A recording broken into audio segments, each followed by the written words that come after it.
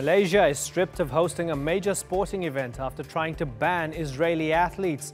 Is the government using sport to play politics? I'm Imran Garda, and today's newsmaker is the World Para Swimming Championships. Events like the Olympics, the World Cup and Formula One races are typically seen as chances for enemies to put politics aside and come together for the sake of athletic competition. That's not the case for Malaysia's 93-year-old Prime Minister, Mahathir Mohamad, who banned Israeli athletes from participating in this year's World Para Swimming Championships. He disqualified them over their country's treatment of Palestinians. The committee that oversees the event was not impressed and stripped Malaysia of its hosting rights. A political debate ensued. The sports minister defended his boss's actions, saying a game is not as important as defending the human rights of an oppressed people. But Jewish groups pointed out that Mahathir has a long history of making anti-Semitic comments. So, which is it? A humanitarian gesture or an expression of hate? Natalie Perhonen begins our debate with this report. In the world of elite swimming, timing is everything. It takes years of training to become competition ready. So what happens when athletes have the ability to race taken away from them? And not because they didn't qualify, but because their nationality is the problem. That's the situation Israeli swimmers nearly found themselves in when Malaysia, the intended host of this year's World Para Swimming Championships, banned them from taking part. It's a qualifying event for the Paralympics in 2020.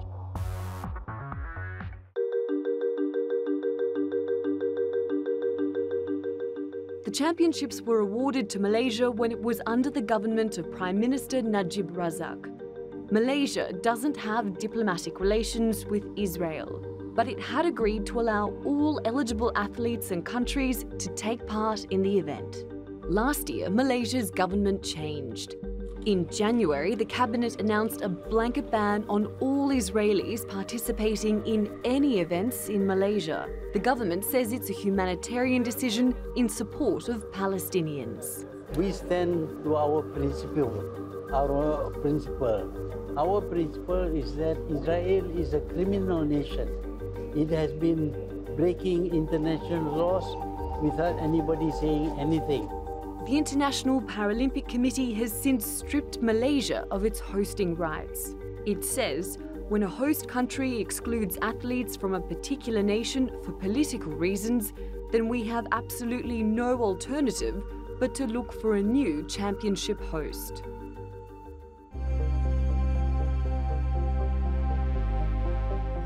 Malaysia has long supported a two-state solution to the Palestine-Israel conflict. Hundreds of Malaysians protested against US recognition of Jerusalem as Israel's capital. They included Mahathir Mohamad. We have to determine where they are from, because a lot of companies are from America, although they may be owned by Jews. We have to study carefully, because we don't want to cut our nose to spite our face. The most important thing is for all the Muslim countries to break off diplomatic relations with Israel. Israel says Malaysia's ban on its athletes is inspired by what it calls Prime Minister Mahathir's rabid anti-Semitism. In the past, he has described Jews as hook-nosed. But the Malaysian government says the move is about fighting for the oppressed. It's a message of politics over sport that appears to resonate with many Malaysians. Natalie Perhonen, The Newsmakers. Okay, to discuss this, let's go to our panel now. In the Malaysian city of Kota Kinabalu is Owais Sun. He's a senior fellow at the Singapore Institute of International Affairs and was once the political secretary for former Prime Minister Najib Razak. In Singapore is Muhammad Nawab Muhammad Usman. He's the coordinator of the Malaysia program at the Rajaratnam School of International Studies. And finally, in West Jerusalem is Dan Diker. He's the former Secretary General of the World Jewish Congress. Gentlemen, thanks so much for joining us on the Newsmakers. Nawab Usman, let me begin with you. First of all, was it justifiable from the Malaysian perspective to decide to ban the Israeli athletes in the first place? The decision, obviously, is one that is extremely political in nature. The support for the Palestinian people and the anti-Israeli sentiment, especially amongst Muslims in Malaysia, has always been extremely strong. And as a result, I think this government is perhaps careful and worried about the impact of any sort of support, or the lack of support given to the Palestinian people. So I'm not saying that it's justifiable, but I think this is very much a decision that is politically calculated. There is an upcoming by-election in Malaysia where in a seat that is a Malay majority seat, nearly 70%. And I think the government is making a decision with an eye towards the election, the by-election, and also ensuring that the political support amongst the Malay Muslims remain with the government. Okay. I was going to go to OISO next, but I want to get Dan Diker to come in first. Dan Diker, in response to Malaysia barring the Israeli athletes, we've had the IPC say, okay, you don't get to host this event. Are you satisfied? Are you happy that they took that decision? Yes, I think that the IPC and Mr. Parsons acted responsibly. You know, with all of the political hustle and tussle about Israel, what President Mahathir did was to deny Israeli Muslim Palestinians who are on the Paralympic swimming team from participating with their fellow Muslims in a Muslim majority country. So this whole notion of helping the Palestinians is utter nonsense. What they've done is, what the Malaysians have done is to punish themselves, isolate themselves, and probably throw up a big red flag to any future hosting of future international events. And who got hurt in the end? All of these wonderful Paralympic athletes, Muslims, Christians, and Jews, who in brotherly and sisterly cooperation were wanted to participate together. Okay, but trying to dig into and drill down and look at the intentions here, they're not necessarily talking about the Israeli Palestinians or Arab Israelis who are citizens of Israel. They're talking about the treatment of Palestinians within the occupied territories, right? So you have the foreign minister. No, they're not. No, they're not. No, you're but not. They are. That's incorrect. Okay, so let me give you what the foreign minister said. Prime Minister Mahathir. No. I'm going to make the answer before you ask me the next question. Let's be very clear about this. The leader of Malaysia, Prime Minister Mohammed Mahathir, has said that Jews have hooked noses, that Jews rule the world by proxy, and that Israel is a criminal state. He is not talking about not talking about one political policy in the West Bank. He's talking about destroying the Jewish democratic nation state. Let's be very clear about this to all of our viewers. So he wrote a book called The Malay Dilemma, and in that he used anti-Semitic stereotypes. That is undoubtedly clear. He wrote about Jews having hooked noses, that they control the world by proxy. Be that as it may, he wrote that in a book.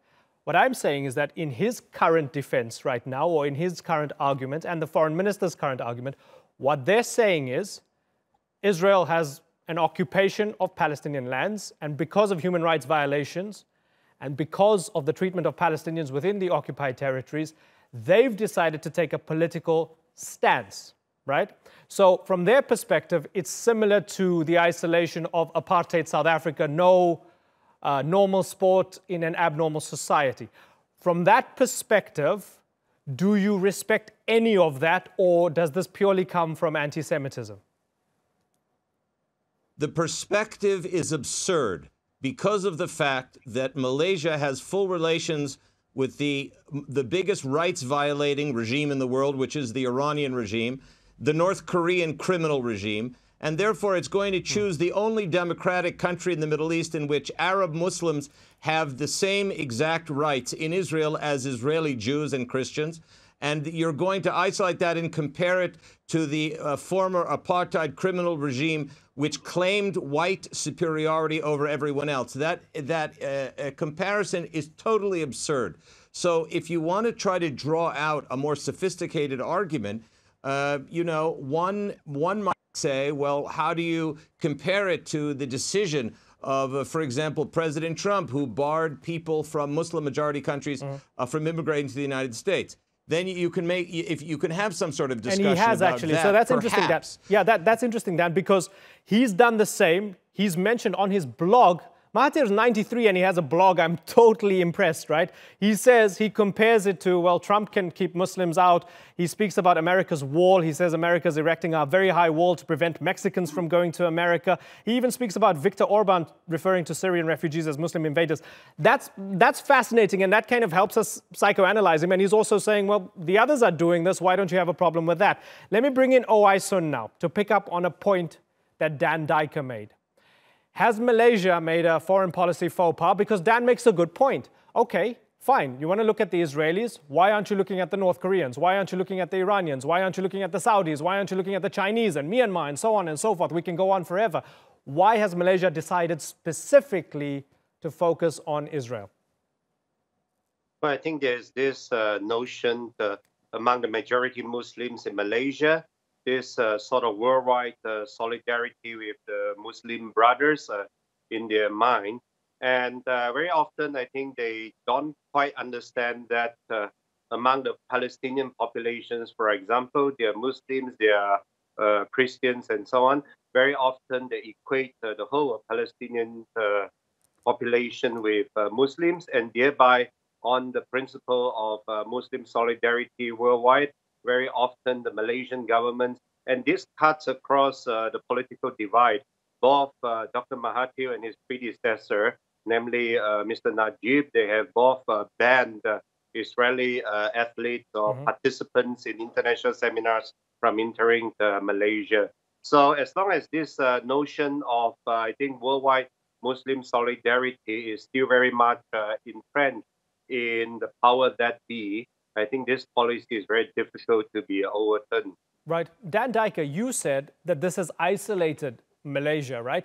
What we're hearing from the other two guests, the two other Malaysian guests, is that actually this might have boosted Malaysia's Ummah credentials, if you like, from a lot of Muslim majority countries and Arab countries to say, well, finally, at least somebody like Malaysia is standing up for our Palestinian brothers and sisters. Yes, but the Palestinians themselves, you folks, are completely out of touch with the Palestinian public. They're the #1 haters of their own government in Ramallah. They're the #1 supporters of connections, of a socioeconomic relationship with Israel. And in fact, there is no such thing as worldwide Muslim solidarity. Well, what poll are you quoting of the Palestinians? I mean, the Palestinians wanting to make a connection with Israel. Are you going to show me, I don't know, crowds of thousands of people with Netanyahu placards? You should leave. Why don't you? I'll tell you what. You leave your TV studio in Istanbul, and I'll take you on a tour of the Palestinian territories. Oh, I've been. And we'll turn the cameras off. I've been to Gaza. I've been to the West Bank. And you ask them who their #1. You ask them who their #1 opponent is, and they will tell you the Palestinian Authority and Mahmoud Abbas. They say it's the Israeli occupation. I've been to Gaza. I've been to the West Bank. I've been to refugee camps. You're drinking the Kool-Aid, my dear friend. What Kool-Aid am I drinking? You're drinking the Kool-Aid. We have soldiers. We have to pass through checkpoints. You're drinking the Kool-Aid that we have to pass through soldiers' checkpoints to get to work in school. That's not Mahmoud Abbas. That's the Israeli occupation. Listen, I don't want to embrace you on international television. Go ahead. Give it a go. Try to embarrass me. Go for it. Go for it. Go for it. Listen, your Hamas-supporting president, Mr. Erdogan, is the #1 arch enemy of the Palestinians in Ramallah, South African. even President though he Erdogan's supports not my the president, Palestinians but please in Gaza. continue. Please continue. Go ahead. Now, if you're South African, the PLO has been basically gang raping your apartheid. I don't ask my questions based on my passport. I'm asking based on the situation and the story that we're covering. So I'm asking you, you made a point here, right, Dan? So you said the Palestinians are the biggest supporters of connections with the Israelis. I'm saying, because you said, I want to take you on a tour of the Palestinian territories, I'm saying I've been to the West Bank multiple times. I've been to Gaza as well. Palestinians tell me, you know what? Our lives would be a whole lot better if the Israelis stopped the occupation. That's what I'm saying, based not only on anecdotal evidence, but on empirical evidence. So I'm saying, where's your evidence that the Palestinians are big supporters of the Israelis? I don't understand. Okay, you know what? I'm going to send you my latest research book from the Jerusalem Center for Public Affairs that I wrote with 5 Palestinians on the record, and then you'll review that, and we'll have another episode of your program, and then we'll have another review of the populist false claims that you're making. But Dan, what I'm saying is the Palestinians, of course, they hate their leadership, but to claim that the Palestinians are major fans of this current Israeli government, you're telling me you're going to be embarrassing me on that issue? Come on, can you seriously make that claim? Listen, my dear friend, or as they say in South Africa, China, listen, you must understand one thing. There are 30,000 Palestinians in Area C of the West Bank that are now earning 10 times more than the average doctor in Cairo. So occupation is fantastic because it's better than Cairo. It's better than Sisi's Cairo, so it's fantastic. You know something? From your point of view, my dear friend from South Africa, all of Israel is one big occupation. So if you're going to make that argument, you mislead your... Did I say that all of Israel is under occupation? Did I say all of Israel is under occupation? Your view is... Tell your viewers what Israel is acceptable to you in your eyes. I follow the UN consensus because as a journalist, not a South African. Is it the 47? I'm a journalist, not a South African. Is it the Israel of 1948, 1949, sure, 1967? Which Israel? Whatever the United States. Which Israel? I want you to share. Certainly, Dan. I want you to share your great expertise on Israel and the Middle East. As a state is what is recognized by the world, and also the West Bank is recognized by the United Nations as being under occupation, and Gaza is recognized as being under blockade by the Israelis. There's no argument there, right? This is a basic common consensus. And from that point, no, I think not as a South African, but as a journalist, I decide to ask my question. So Dan, you made a lot of presumptions about me. I've let it slide. I'm going to go to the other guests now and try to go back to the issue now, if you don't mind, because there's a lot of stuff about me being a South African, about my president, and so on and so forth. I'm going to let it slide. You've questioned my integrity. You've questioned my credibility. I'm going to let it slide, right? I'm asking you questions here. I've questioned your credibility. Okay, sure. But your credibility because is wrong I asked you because questions you've misquoted you the don't United Nations. What? You've misquoted the United Nations. According to the United Nations, the West Bank is under occupation.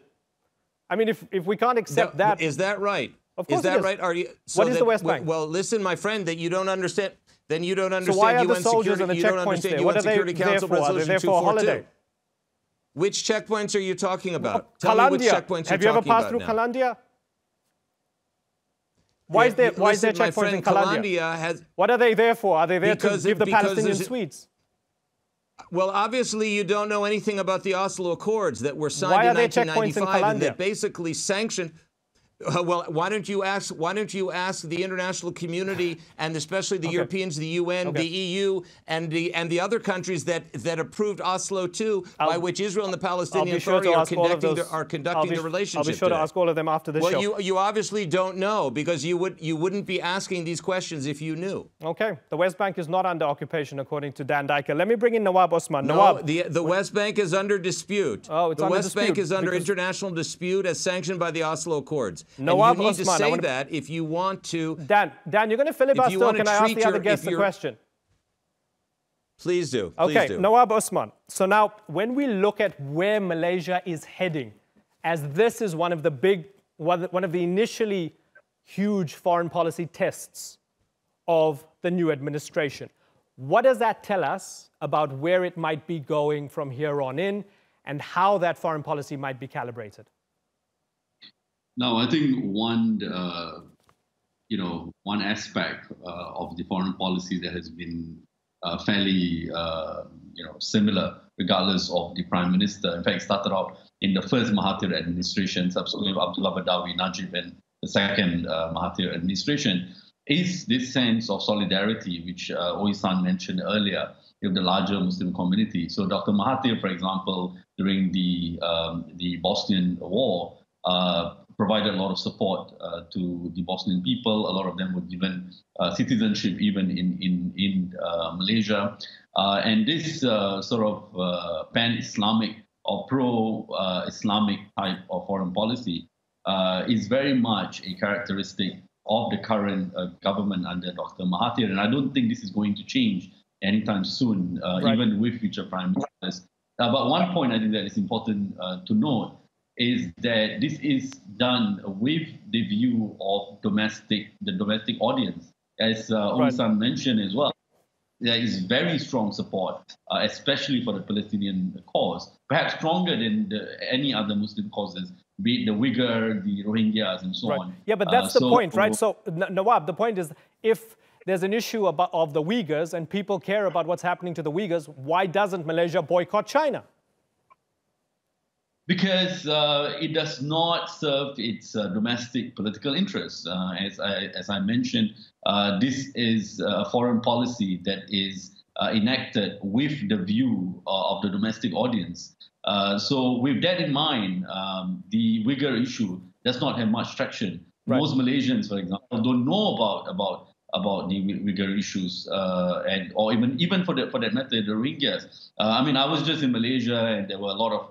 I've got a project looking at humanitarian aid that Malaysian organizations provide, and even many of my interviewees talk about how it's a lot easier to raise funds for Palestinian causes than perhaps for the Rohingyas. Even though Right. I think the situation in Myanmar is perhaps worse than that in And that's a deeper, and that's an interesting one, because we're going to look into that, and we have touched on it on the Newsmakers before, right? Why the kind of silence, or rather condemnation with a ceiling or a limitation when it comes to Myanmar, or the Chinese when it comes to the Uyghurs, and that's an interesting point. We will no doubt have more discussions about that.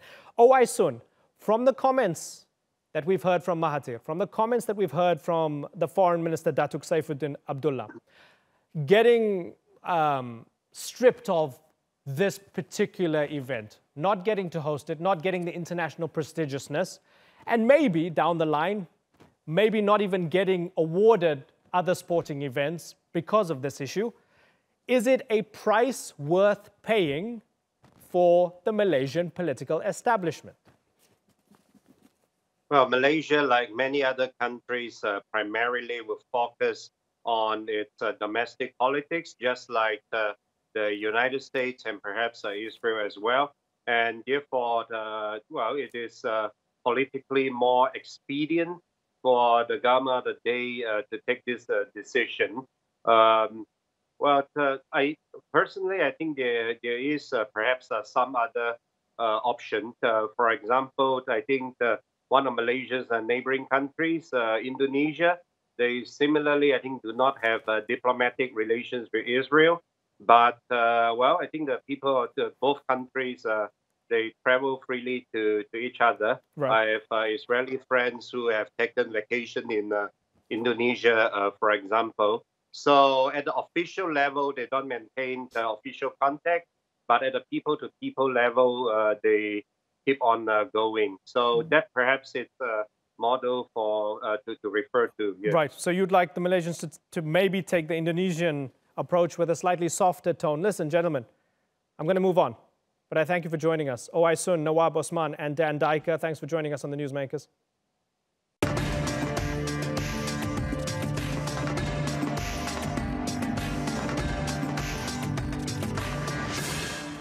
Still to come, the US president backs Bible classes in public schools. Is this a win for Christians, or is Trump just trying to score political points? And is jailed auto exec Carlos Ghosn being denied his right to due process? We ask why some are calling Japan's treatment of the powerful businessman draconian.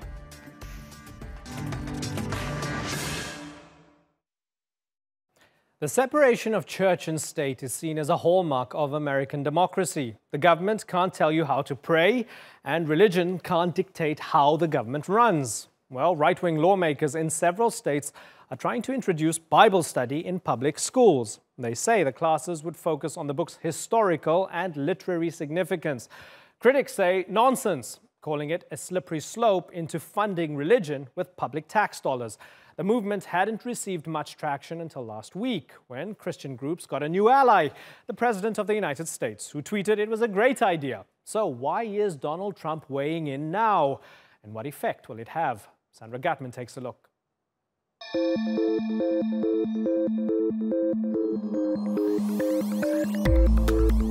Since the early 1960s, reading the Bible in U.S. public schools has been considered unconstitutional.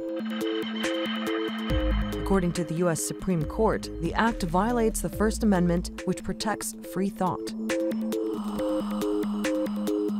But there have been growing calls to change the laws. 6 U.S. states are now considering legislation that would allow Bible literacy classes as optional courses at public schools. I brought my Bible. Okay? Last week, President Donald Trump gave his blessing in a tweet. Numerous states introducing Bible literacy classes, giving students the option of studying the Bible, starting to make a turn back. Great.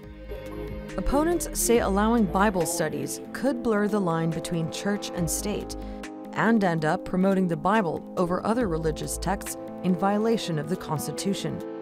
Still, some schools say teaching the Bible as a piece of literature has academic value. It's an old culture war that's back front and center. But why does Trump care?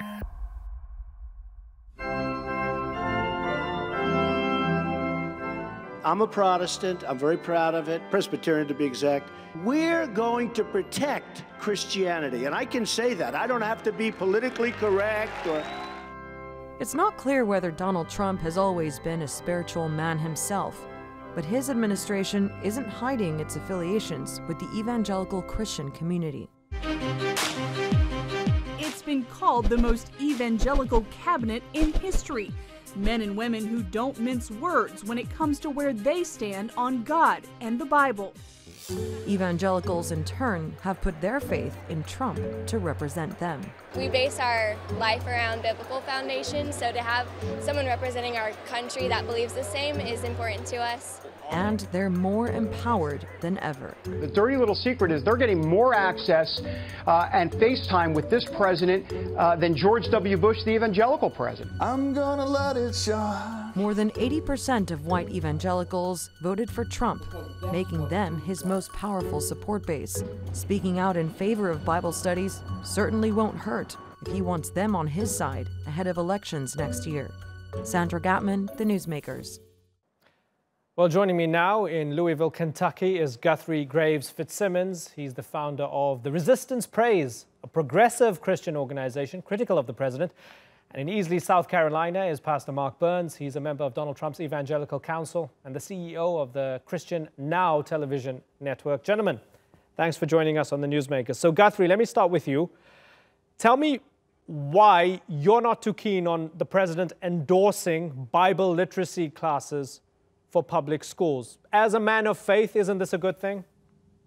Right. Well, first, let me say how grateful I am to be on this program as a progressive Christian. Usually when we have these discussions about Trump and the religious right, it's a Christian conservative on one hand, and then you have some non-religious kind of person critical of them on the other, and the viewer at home is left wondering, wait, do all Christians believe what the religious right believes? And the answer is no. There are millions upon millions of progressive Christians in the United States who didn't vote for the president in the first place and have been active in the resistance since day one. And so our newsletter is empowering progressive Christians to really fight Trump. And this Bible literacy classes is just the latest news story in which the president is trying to, throw red meat at his white evangelical conservative base to kind of keep them in line amidst the horror of the Trump administration. And, I'm really upset about the Bible literacy classes as a Christian, because Christians are called to love their neighbors and not, hate other people who aren't Christian. And then as an American, because it makes a mockery of the separation of church and state. Okay, let me bring in Pastor Mark Burns, a supporter of Donald Trump, clearly not from the white base of Christian voters, because you're black, right? Okay, so Pastor Burns. Very much so. So the president's watching Fox, he's watching Fox and Friends, and they talk about these bills that have been proposed in 6 states, and then he tweets, numerous states introducing Bible literacy classes, giving students the option of studying the Bible, starting to make a turn back. Great. He goes, question mark over turn back. Great. What exactly is he making a turn back to, Pastor Mark Burns? To what? This nation was founded on Judeo-Christian principles, and I'm very shocked, my progressive Christian brother, to not afford this. I mean, again, this nation has went so far to the left that we have even now child drag queen, and this is dangerous. There's so many millions upon millions upon millions of Christians and non-Christians who disagree in some of the left's principles that anything goes. We have to be able to bring it back into the fold of what has made this nation great. And one of those pillars and principles that has made this nation great is our faith. Right. And to be able to practice it in the public school system. Right. And I'm very proud the president's been bold enough to step up to Pastor do it. Burns, before I go back to Guthrie, right? You say this nation was founded on Judeo-Christian principles, going back to traditional Christian values. But I'm not American, but when I read the history of the founding of your nation, I look at Thomas Jefferson, the Bible itself, which is what we're discussing here. Thomas Jefferson had his own version of the Bible. He edited out all the parts he didn't like. I mean, this guy was as secular as they come. So isn't it a bit of a myth that the evangelicals have that, oh, we were founded on these Christian values? The founding fathers were pretty secular. No, not at all. And again, I cannot answer for any of the Christian brothers that who were part of the founding fathers. But what I do know is about 40 to 50 of them who helped constitute the Constitution of the United States of America were seminary graduates. These people who understood that that our faith was so important. I mean, that's one of the reasons why our nation was founded in the first place. And this misnomer of church versus church, separation from church versus state, I think is used erroneously. I mean, but do you still support it? Do you still support the separation of church and state? Well, I do. Okay. I want to bring in Guthrie Graves Fitzsimmons here. So, do you in any way agree with your brother in faith, if not in politics, that this is a good thing? It's just going back to some traditional values. It's not imposing or trying to brainwash kids in public schools. It's merely giving them the chance to have a look at the Bible. I don't agree with Pastor Burns at all. And here's how we can look at this more broadly. Pastor Burns is conflating two ideas, being a Christian and being a Christian nationalist. And I'm a Christian, but I am not a Christian nationalist. These Bible literacy classes are being pushed by a far-right, shadowy group called Project Blitz. And they're actually writing these bills and then handing them to state legislatures with the sole purpose of advancing Christianity in the public square.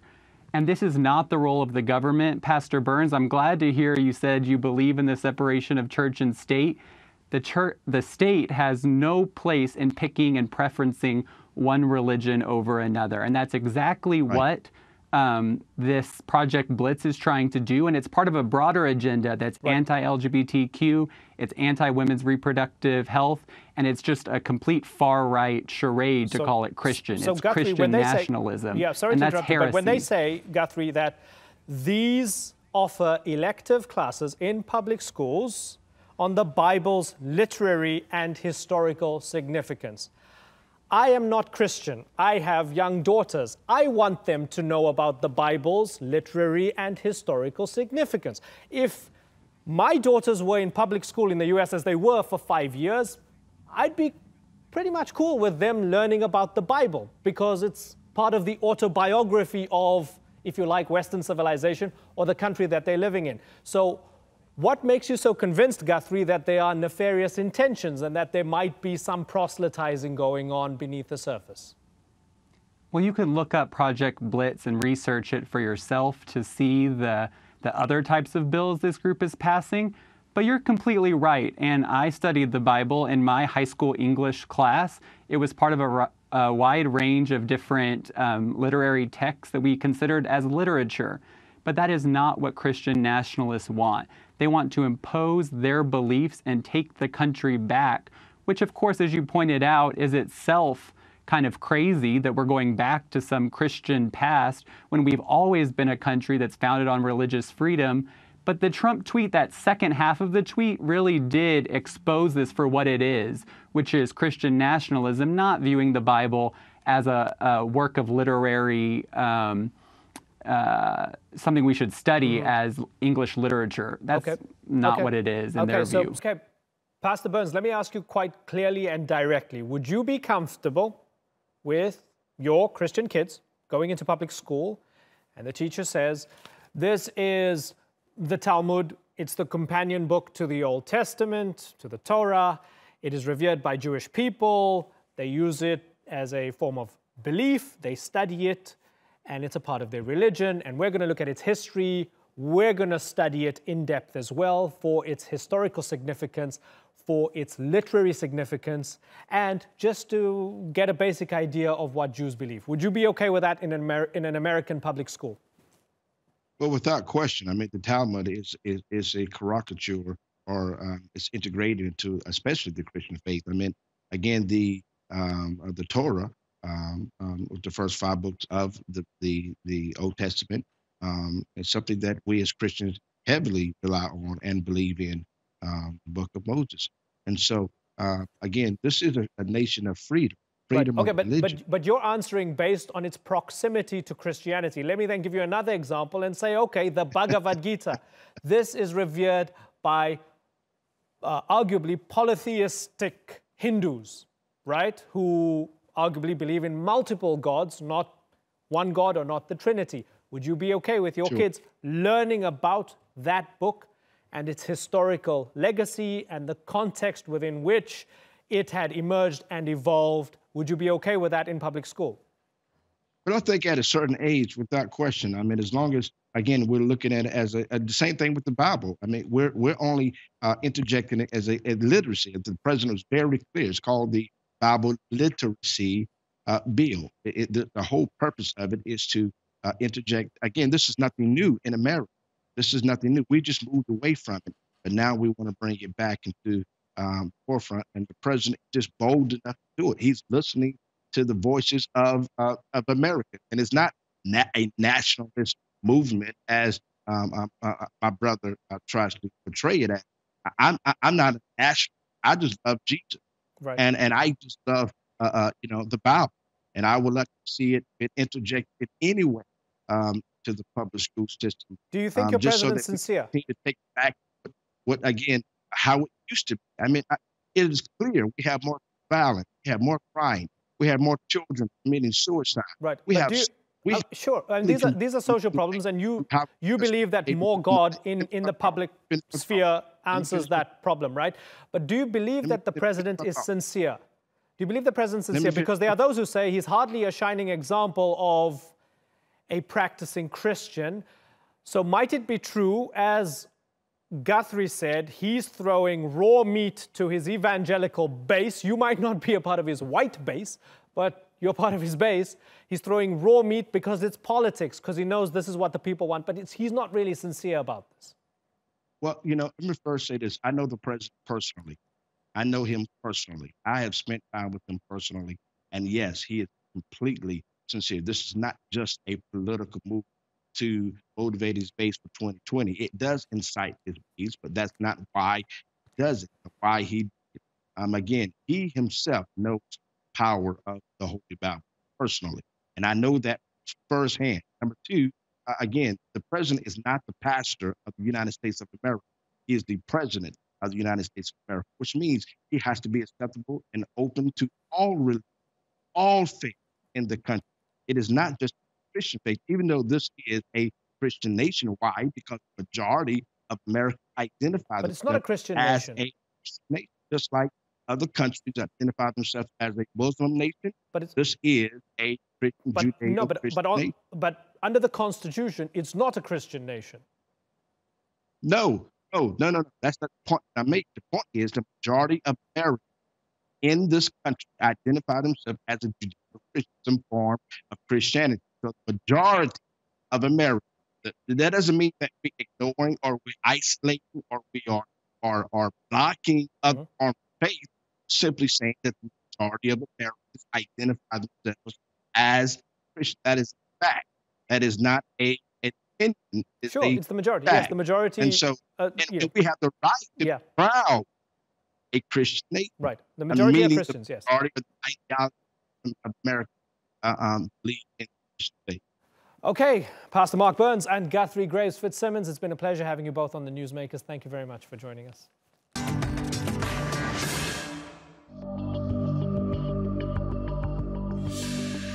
Mr. Ghosn ended his comment by saying he has been wrongly accused and unfairly detained based on meritless and unsubstantiated accusations.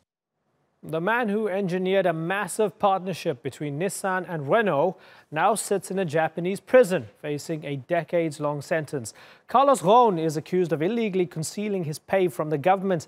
And while corporate crime typically gets white-collar crooks a slap on the wrist, Japanese prosecutors had a different plan. Ghosn has been held in an empty cell, interrogated without his lawyers, and until Monday has spent months without seeing his family. So is Japan tough on crime, or denying a man his due process? Let's go to Washington, D.C. and ask Phil Telfian, the founding director of the organization Equal Justice Under Law, and Shihoko Goto, the deputy director for geoeconomics at the Wilson Center's Asia program. I thank you both for joining us. Phil, let me ask you about that. Human Rights Watch says the Japanese haven't treated him fairly. Do you agree with them? Absolutely. I think this is fundamentally a human rights issue, and what Mr. Ghosn's case is realizing is happening all across Japan. You see defendants held for weeks or months without access to family or being questioned without a lawyer. There are fundamental due process concerns at stake. He's not even being told the full evidence against him, and this is commonplace in Japan. I would call these due process violations for sure. Right. So, Phil, what we know is that he's been charged with understating his pay at Nissan by more than $80 million and directing Nissan money to an acquaintance and temporarily transferring personal investment losses to the automaker and so on, right? So they accuse him of fiddling with the finances and lining his pockets. Is there an argument to be made that when it comes to such large sums of money with such a nationally and internationally prestigious organization, that they're tough on him but not violating his due process rights? The toughness should come in the sentence. If he's found guilty after due process is exercised, then an appropriate penalty can be meted out. The trouble that we're seeing in the Japanese system right now is that he's not being given full access to the evidence against him. His lawyers are not present during interrogation, so the evidence can't be scrutinized by both sides. What happens now is the government has full access to all of the evidence, and Mr. Ghosn himself doesn't even know the full scope, even though the charges have now been made evident before him. Exactly the details on what they're planning to build their case on hasn't been fully scrutinized. The idea of due process is that the criminal defendant and the government have equal access to information. If there are holes in the evidence, if there's another side of the story to be told, the defendant should have access to that information. Okay, I think, Shihoko, one of the interesting things here is to ask whether he's being made an example of, or if this is par for the course when it comes to situations such as this one with so much money involved. Is this just how they do business in Japan? Regarding the Japanese legal system, Carlos Ghosn is not being treated any way differently from any other white-collar criminal. The problem, though, is that because of the publicity of this case and the high status that Carlos Ghosn has had, and indeed he has been very much lauded by Japanese society and businesses in the past, how he is treated, whether he is convicted, is going to have repercussions far beyond the walls of Nissan or Renault, and even beyond the Japanese borders. The Japanese really do need to tread very carefully on this because, on the one hand, the Japanese public has already found Carlos Ghosn guilty of the crimes charged against him. But on the other hand, the Japanese criminal system, the trial system itself, is on trial as well. Right. And public opinion, international public opinion, has really turned against the Japanese judicial system. Help me understand, Shihoko, why public opinion in Japan has turned against him and has already convicted him. What are they saying in public there? Right. Well, Carlos Ghosn came to Nissan, which was very much a floundering Japanese car manufacturer at that time. And he came in, his nickname was Le Cost Cutter. He took on a company that really needed to have a lot of financial restructuring, a lot of management reform, and he did it mercilessly. And he did it very effectively as well.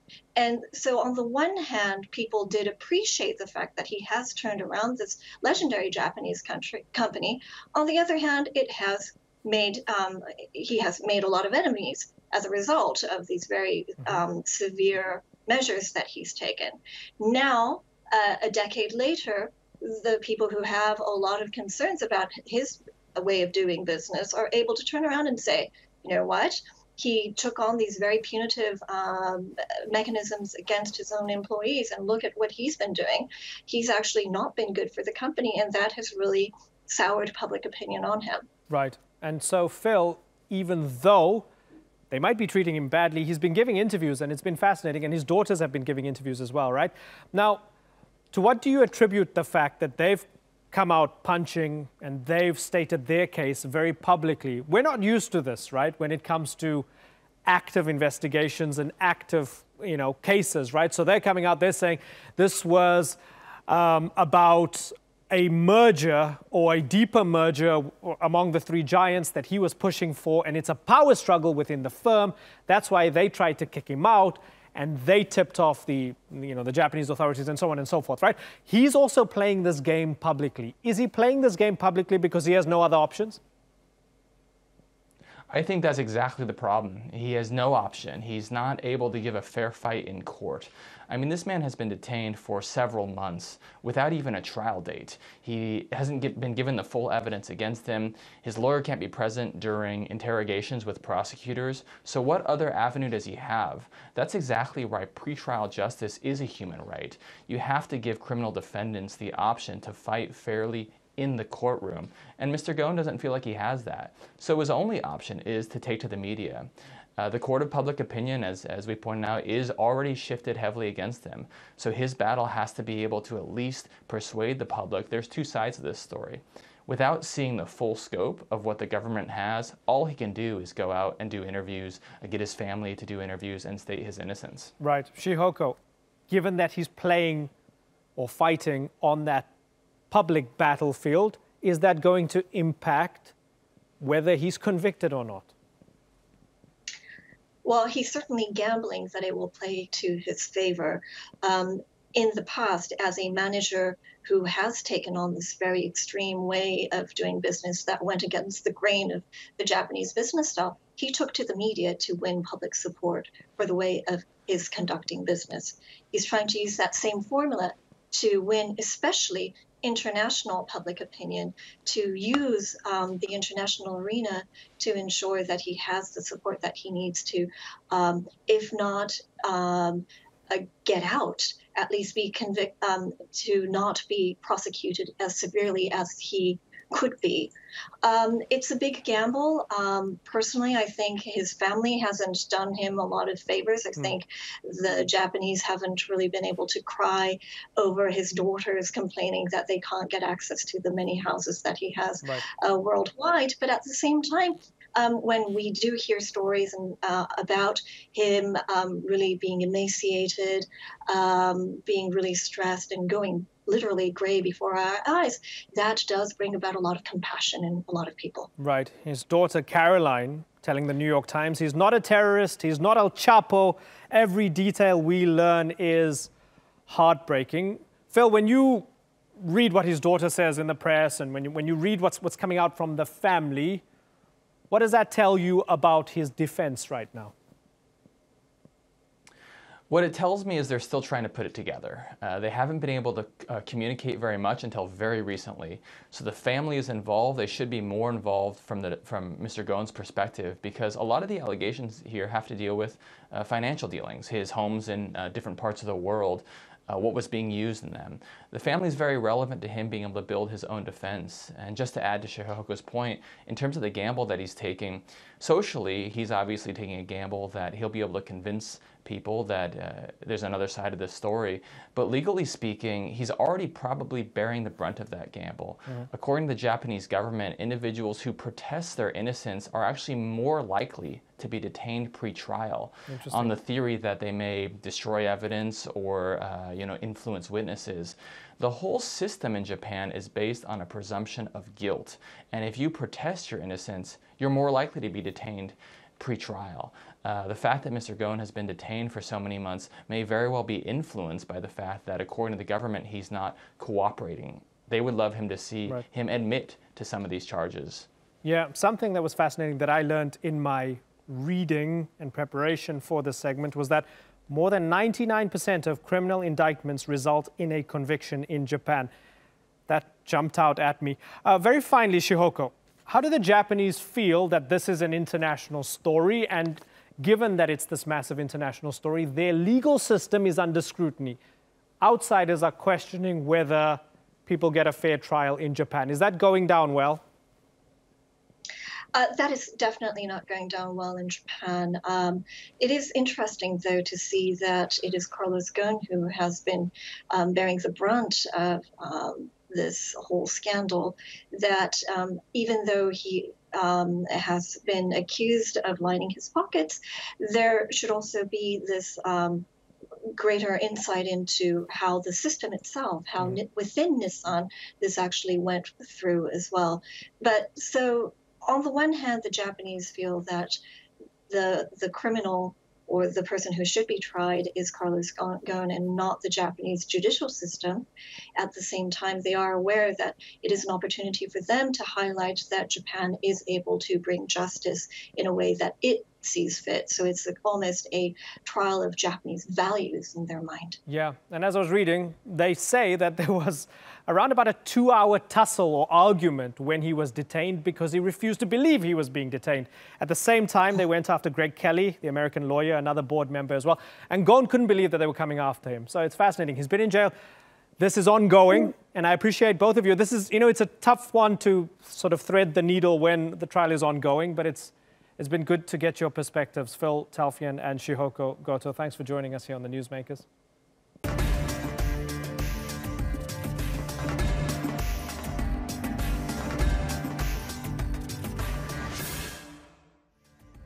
That's all for this edition of the Newsmakers with me, Imran Garda. Check out more of our stories on YouTube, Facebook, and Twitter. Remember to like, follow, and subscribe. Next time, with widespread sexual violence and a death toll that rivals Syria, we ask, why has South Sudan dropped out of the headlines? Until then, thank you for watching. Bye-bye.